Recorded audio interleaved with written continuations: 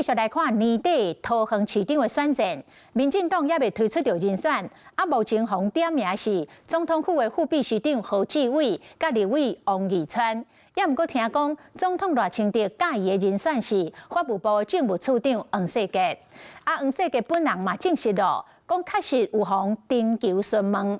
不過伊講伊目前也是以法務部的工作為優先，但是家鄉若有需要，伊是責無旁貸，就是伊會承擔未推煞。情景中後續的舊相片內底，上倒邊的是台北市長蔣萬安，家手搭佇咧中法務部政務處長黃世傑的肩胛，因展現當初好交情。即馬傳出總統賴清德愛黃世傑滿車跑選桃園市長。我們一致認為，他是一個不管是學經歷還是地方的選舉經驗，都是一時之選哦。只希望選對會能夠盡快的來決定人選。桃園立營家囝同齊發聲，期待優秀的家母出來選。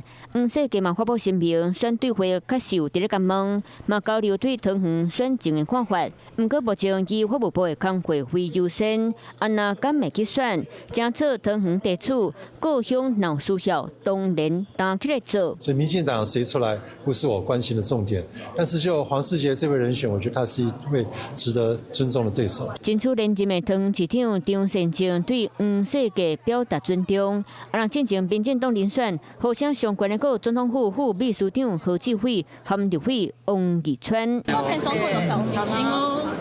都很好，都很好。你都已經努力2年了，不是嗎？都很好。黃世傑敢會出線，也無人知。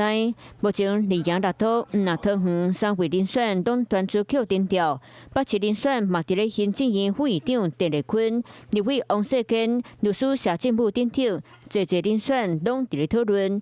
國民黨閣有台中市，等到月底，立委江啟臣和楊強雄就會進行民調的對決。Hello， 我是蔣欣梅，想要搶先掌握最及時的新聞資訊嗎？趕快訂閱、按讚、開啟小鈴鐺，鎖定華視新聞 YouTube 頻道。